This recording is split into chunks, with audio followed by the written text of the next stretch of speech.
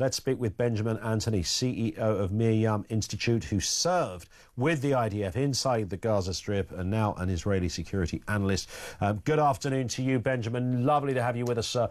You know this territory well. You know the politics of it. You know the actuality on the ground. Your reaction, firstly, of Mr. Netanyahu's announcement yesterday? Well, I think that Prime Minister Netanyahu is correct in the idea that he's going to continue to ratchet up military pressure against this terror organization Hamas that has been holding Israel's hostages since the horrendous massacre of October 7th, 2023. 20 of those hostages are being held in the dungeons of Gaza. They are alive, they are deeply unwell, they're being tortured, and they are drastically underweight and emaciated. And a further 30 are no longer alive. All of them need to come home. All of them need to be released by Hamas and returned to their family and to their country. So it's very appropriate that the Prime Minister should be trying to drive Hamas back to the negotiating table, not by acceding to the demands of this terror organization, but rather by having any negotiations take place under fire, under the fire and the white heat that the IDF will bring to the area in the Gaza Strip where we will operate, which will largely be centered around Gaza City. About 1 million Gazans live there. They will be moved out of that area. And this is going to be a gradual ratcheting up of the operation. It's not going to begin tomorrow. What will happen is the IDF will inform the residents of Gaza City that they are to vacate. We will then start to build and erect and establish the tools of absorption. So those include medical facilities, hospitals, tent cities, and so forth. And in tandem with that, the US administration is going to be increasing the distribution sites that are underway and working and operating inside Gaza from the current number of 4 distribution sites to 16. And that's to rob Hamas of its source of leadership and terror in the Strip, namely to rob them of their control over the food inside Gaza. So it's a positive development. One thing I will say, any intention, any operation that moves towards the very clear vision that President Trump put forward and Prime Minister Netanyahu adopted, namely allowing and facilitating and incentivizing the Gazans to vacate the Gaza Strip and to locate themselves elsewhere, is a policy in which I am in favor of. Any policy that sees the IDF take long-term control over the Gazans, I think would be an error, it would be a mistake, and it's for that reason that I'm pleased that Prime Minister Netanyahu has said again and again, we have no intention to govern the Palestinian Arabs inside the Gaza Strip. He was very clear on that point, of course. Detractors of this will say, well, hang on a second, there's 1 million people. You gave the number there yourself. Where the heck do they go? There's not space. The place is flattened mostly. How do you keep those innocent people who have nothing to do with Hamas? And we're all aware that, you know, in a war, terrible things happen. We all understand that. But here's a chance to try and avoid it. And critics of Israel will say it's going to be the same again. There's going to be more carnage, more human suffering, more death. And these people cannot just vacate because there's no place they can go to. What's the response to that, Benjamin? The whole premise is completely false. Of course, Israel has falsely been accused of ethnic cleansing the Gaza Strip of Gazans. Well, simultaneously, we're told that too many Gazans are being held in one particular geographical area within the Strip. The reality of the matter is that since our counteroffensive inside the Gaza Strip began in the wake of the attack of October the 7th, we have been successfully moving and maneuvering the preponderance of the Gazan population away from the areas of hot kinetic conflict to safe zones. That is the reality. That's what we've done from the moment we entered the Gaza Strip to this very point, and we are more than capable of moving 1 million people approximately from Gaza City to similar areas where they can live, where they can gather their food, where they can gain sustenance, and where they will be away from the kinetic fire of this war. We will be able to do that, but I want your viewers to understand something. There is a total double standard that is applied to the state and the people of Israel in the context of this conflict. Everybody knows that in any other theater of war, there is a 1-2 combination that is thrown by the international community in the face of a displaced population. The 1-2 is as follows. First, the international community implores neighboring and non-neighboring states to absorb the displaced. And then when that happens, the same international community applauds those neighboring and non-neighboring states for doing so. So, for example, in the Syrian civil war, nearly 6 million Syrians have been absorbed by neighboring Turkey and Germany between them. In the context of Ukraine, more than 5 million Ukrainians were absorbed by Poland and, surprise, surprise, by the State of Israel since that war began against Russia. Only in the context of this war against this terrorist organization does the international community go back on all its conventions and apply a completely false standard to Israel. It says that any country that absorbs the Gazans is complicit in ethnic cleansing, and that uniquely only the Gazans want to stay in the conditions in which they are so immiserated as a consequence of the actions of their own leadership. And I just want to make one final point. I served in this war, as did so many others, so many other members of the IDF who did a great deal more than I did. Everybody of age has given to this effort. I know the level of distraction inside the Gaza Strip because I spent a significant amount of time there.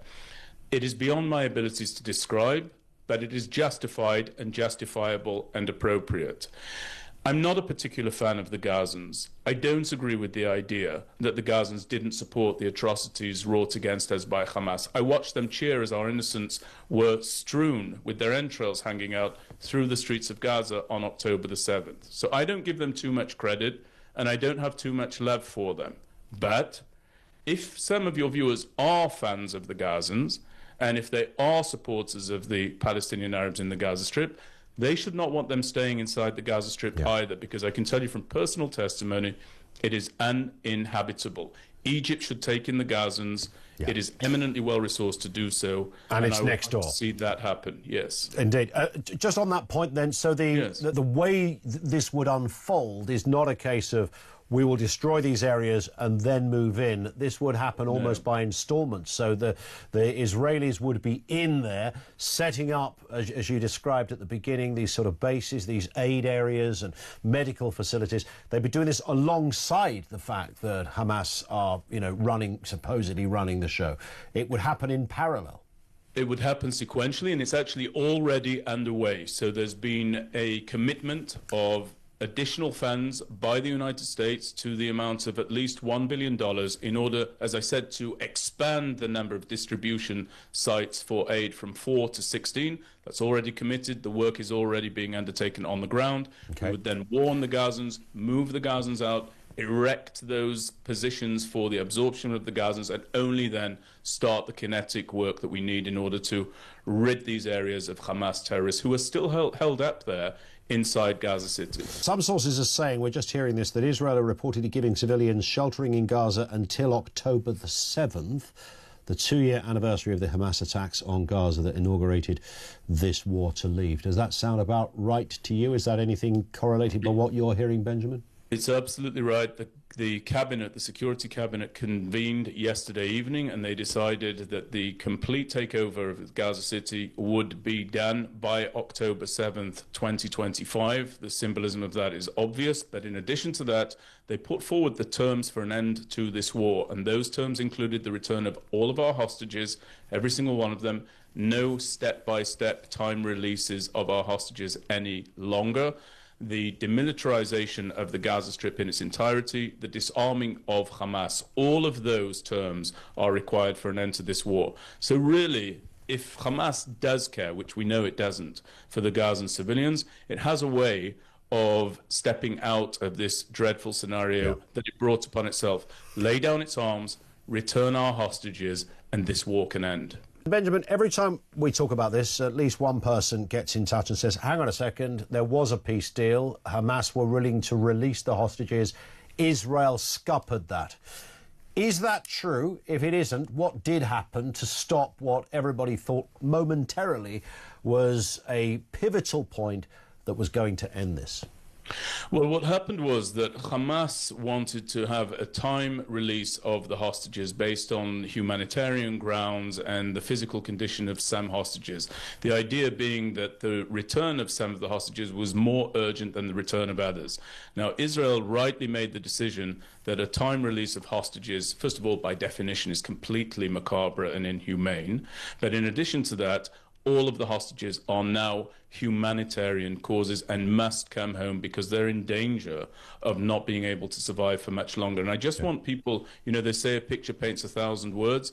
This is Eviatal David before he was kidnapped on October the 7th. I want your viewers to see it. A young man full of life, vim and vigor and happiness.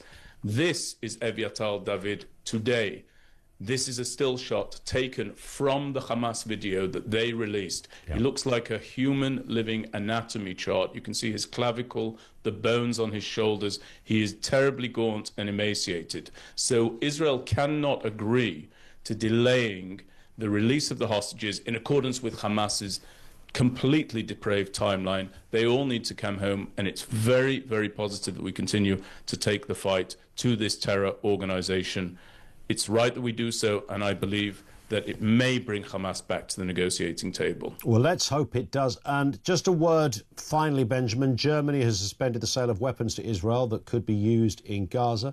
This is according to Chancellor Merz. He said that it's increasingly difficult to understand how Israel's operation in the Strip, which now includes seizing Gaza City, would help achieve its aims.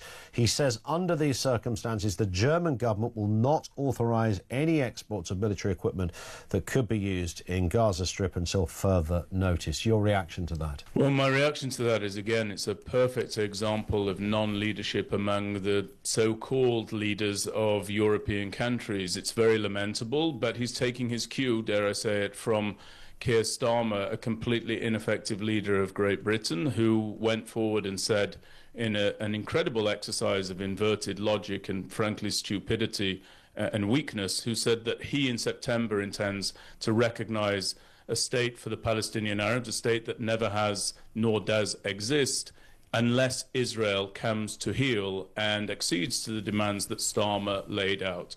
What all of these leaders ought to be doing, as I've said before, is making a very clear statement, namely, unless Hamas lays down its arms and releases the hostages back home to Israel in September at the UN General Assembly, they will announce the complete dismissal, ending and termination of any notion of Palestinian statehood as part of their foreign policy in perpetuity. And I would just say, let these leaders sort out the mess in their own backyards before they start dictating what the state of Israel ought to do. I see the mess and the inabilities of Starmer to seal the borders in Great Britain. I see the deterioration in the country in which I grew up. I grew up in the northern city of Leeds in Great Britain.